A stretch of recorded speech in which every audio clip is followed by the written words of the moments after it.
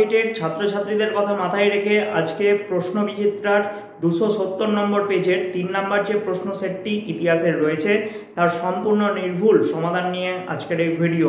এবং এই ভিডিওতে কিন্তু সেই প্রশ্ন সেটের কীরকমভাবে বড় প্রশ্নগুলো কতটুকু লিখতে হবে তা সম্পূর্ণরূপে বুঝিয়ে দেওয়ার চেষ্টা করেছি। কাজেই ভিডিওটি কোনো স্কিপ না করে সম্পূর্ণ মন দিয়ে বুঝবে। ভিডিওটি ভালো লাগলে অবশ্যই একটা লাইক করো, চ্যানেলে নতুন হলে চ্যানেলটিকে অবশ্যই সাবস্ক্রাইব করে পাশের বেল আইকনে ক্লিক করে তোমাদের বন্ধুদের মধ্যে শেয়ার করো। Set 3 Srirampur girls high school. First MCQ প্রশ্ন বলেছে জাতীয় কংগ্রেসের প্রথম সভা বসেছিল বোম্বাইতে। 2 দাদন বলতে বোঝায় অগ্রিম অর্থ। 3 একজন নীল বিদ্রোহের নেতা হলেন দিগম্বর বিশ্বাস। 4 নম্বর ওয়াহাবি আন্দোলনের সূচনা হয় আরবে। 5 নম্বর ব্রিটিশ শাসকেরা ছিল বিধির বিধান নরমপন্থীদের কাছে।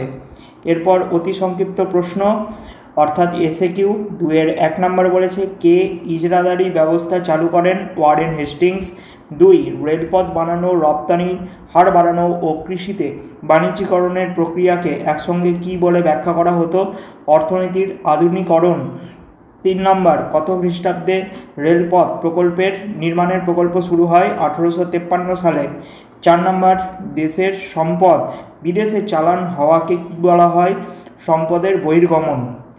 5 নম্বর কে সতীদাহ প্রথা রোধ করার পক্ষে জোরালো আন্দোলন গড়ে তুলেছিলেন? রাজা রামমোহন রায়। 6 নম্বর লর্ড নর্থব্রুকের জারি করা নাট্যাভিনয় নিয়ন্ত্রণ আইনের উদ্দেশ্য কী ছিল? ব্রিটিশ সরকারের ভাবমূর্তি রক্ষা করা। এরপর শূন্যস্থান পূরণে আসি। 3-এর 1 বলেছে যে নরমপন্থীদের আবেদন নিবেদন পদ্ধতিকে ড্যাশ বলে ব্যঙ্গ করা হতো। উত্তর হবে রাজনৈতিক ভিক্ষাবৃত্তি। 2 নম্বর আদর্শগতভাবে চরমপন্থীদের লক্ষ্য ছিল ড্যাশ অর্জন করা, স্বরাজ। 3 নম্বর 1908 সালে কিংসফোর্ডের ফিটন গাড়ি লক্ষ্য করে বোমা ছোড়েন ক্ষুদিরাম বসু ও প্রফুল্ল চাকি। 4 নম্বর ড্যাশ বাংলা ভাগের পরিকল্পনা করেছিলেন লর্ড কার্জন। এরপর বাকি যে প্রশ্নগুলো রয়েছে সেই প্রশ্নগুলো আমি পরপর আলোচনা করে দেওয়ার চেষ্টা করছি, তোমরা মন দিয়ে দেখতে থাকো। 4-এর 1 নম্বর প্রশ্ন বলেছে যে সূর্যাস্ত আইন কাকে বলে? এই প্রশ্নটা কিন্তু বহুবার বিভিন্ন সেটে তোমরা দেখতে পাচ্ছ। সূর্যাস্ত আইনের অ্যান্সার আমি স্ক্রল করে যাচ্ছি, তোমরা দেখে নাও। এরপর 4-এর 2 বলেছে যে এটা অ্যান্সার আমি লিখে দিয়েছি। 19বিংশ শতকের দ্বিতীয় ভাগে কোথায় কোথায় চা বাগিচা শিল্পের বিকাশ ঘটেছিল? আসাম, দার্জিলিং, শ্রীলঙ্কা। নেক্সট 3 নম্বর শ্রীরামপুরের মিশনারি মার্সম্যানের সম্পাদনায় বাংলা ভাষায় কোন কোন পত্রিকা প্রকাশিত হয়? দিগদর্শন এবং সমাচার দর্পণ। 4 নম্বর প্রশ্ন অর্থনৈতিক জাতীয়তাবাদ কি? এটার আমি অ্যান্সার বই থেকেই দাগিয়ে দিয়েছি, তোমরা দেখে নাও। আমি তোমাদের অ্যান্সার বলে দিচ্ছি, অর্থাৎ এই যে রাজনৈতিক জাতীয়তাবাদ, এটা কিন্তু খুব ইম্পর্টেন্ট প্রশ্ন। তোমরা এইখান থেকে শুরু করে এত দূর লিখে দিবে, তাহলেই অ্যান্সার হয়ে যাবে। নেক্সট তোমাদের প্রশ্ন রয়েছে যে সভা সমিতির যুগে সমিতিগুলোর কি কি উদ্যোগ ছিল? তো এটার উত্তর কি লিখবে? এটার উত্তর এই যে আমি দিয়ে দেওয়ার চেষ্টা করেছি, তোমরা দেখে নাও। সমিতিগুলোর উদ্যোগ যা যা গ্রহণ করেছিল: জনসাধারণের মধ্যে সচেতনতা বৃদ্ধি, সামাজিক ও রাজনৈতিক আন্দোলন, এই পয়েন্টসগুলো দিবে। এরপর পরবর্তী প্রশ্ন তোমাদের 5-এর 1 দাগে দিয়েছে যে ঔপনিবেশিক আমলে গ্রাম সমাজে মহাজনদের কী ভূমিকা ছিল তা আলোচনা করো। এই যে ভূমিকা পয়েন্টস ঋণদান, স্ক্রল করে যাচ্ছি, তোমরা দেখে নাও। উচ্চ সুদের হার, শোষক ভূমিকা, গ্রামের অর্থনীতিতে প্রভাব। এরপর পরবর্তী তোমাদের প্রশ্ন রয়েছে যে 5-এর 2 দাগ 1851 থেকে 1865 খ্রিস্টাব্দের মধ্যে টেলিগ্রাফ যোগাযোগের বিস্তার কীরূপ ছিল? তো এই যে টেলিগ্রাফ ব্যবস্থার বিকাশ বর্ণনা করো, অ্যান্সার দিয়ে দিয়েছি, তোমরা দেখে নাও। কী কী পয়েন্টস দিবে? উদ্দেশ্য দিবে, টেলিগ্রাফ ব্যবস্থার সূচনা, বিস্তৃতি, উপযোগিতা, এই পয়েন্টসগুলো দিবে।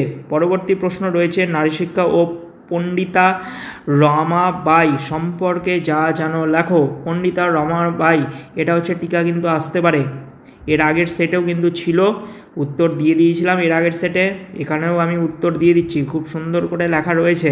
পরবর্তী প্রশ্ন রয়েছে ফরাজি আন্দোলন সম্পর্কে যা জানো লেখো।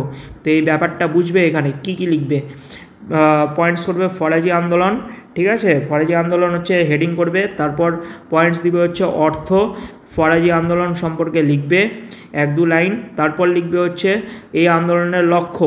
আচ্ছা, পয়েন্টসগুলো খালি দিলেই কিন্তু চলবে, ঠিক আছে। এক্ষেত্রে যেহেতু 3 নম্বরের প্রশ্ন, শুধুমাত্র এই পয়েন্টসগুলো লিখে দিবে, তাহলেই কিন্তু অ্যান্সার তোমাদের সম্পূর্ণরূপে হয়ে যাবে। এবং লাস্টে বৈশিষ্ট্য তোমরা যদি চাও লিখলে লিখতে পারো অথবা নাও লিখতে পারো, তবে লিখতে গেলে খুব ভালো হয়। দুটো বৈশিষ্ট্য রয়েছে আর গুরুত্ব রয়েছে, গুরুত্বও ঠিক একইভাবে।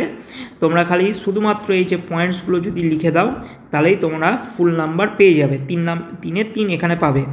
নেক্সট প্রশ্ন বলেছে যে হিউম ডাফরিন ষড়যন্ত্র তত্ত্ব বলতে কি বোঝো? তো এটার অ্যান্সার এই যে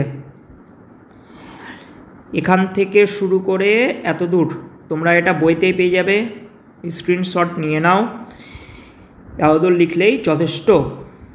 এবার নেক্সট 6 নম্বরের প্রশ্ন দিয়েছে যে নীল বিদ্রোহ সম্পর্কে সংক্ষেপে লেখো, বা নীল বিদ্রোহ টিকা যদি লিখতে দেয় তাহলে এই অ্যান্সারটা তোমরা লিখতে পারো। খুব সুন্দরভাবে অ্যান্সার কিন্তু করে দেওয়া রয়েছে।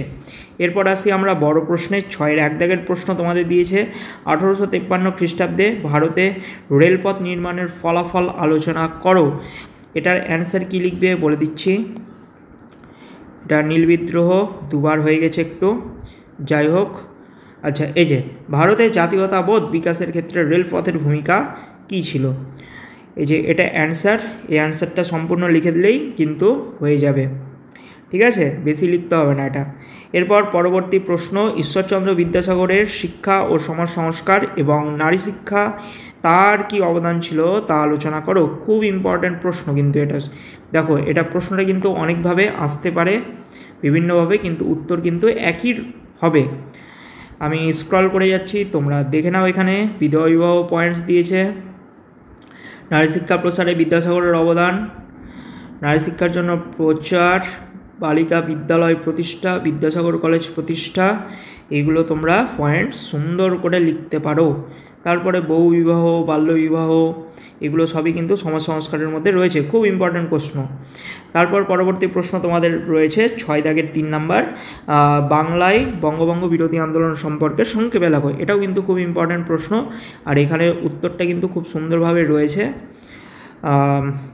স্ক্রল করছি, তোমরা দেখে নাও। এই উত্তরটা তোমরা যদি সম্পূর্ণ লিখতে পারো 5-এ কিন্তু 5 তোমরা পাবেই পাবে, ঠিক আছে।